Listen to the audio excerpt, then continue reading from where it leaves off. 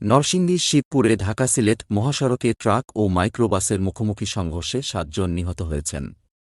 এ ঘটনায় গুরুতর আহত হয়েছেন আরও ৪ জন। বৃহস্পতিবার দিবাগত রাত ৩টার দিকে উপজেলার ঘাসিরদিয়ায় এ দুর্ঘটনা ঘটে। তাৎক্ষণিকভাবে হতাহতদের নাম পরিচয় জানা যায়নি। ফায়ার সার্ভিস ও হাইওয়ে পুলিশ জানিয়েছে, ঢাকার সাভার থেকে ছেড়ে আসা একটি মাইক্রোবাস সিলেট যাচ্ছিল। শিবপুরের ঘাসিরদিয়া এলাকায় এটি পৌঁছালে বিপরীত দিক থেকে আসা একটি ট্রাকের সঙ্গে মুখোমুখি সংঘর্ষ হয়। এতে মাইক্রোটি দুমড়ে মুচড়ে গিয়ে ঘটনাস্থলেই ৫ জন নিহত এবং ৬ জন গুরুতর আহত হয়। আহতদের নরসিংদী জেলা সদর হাসপাতালে নেওয়া হলে সেখানে মারা যান আরও ২ জন। পরে বাকি ৪ জনকে ঢাকা মেডিকেল কলেজ হাসপাতালে পাঠানো হয়।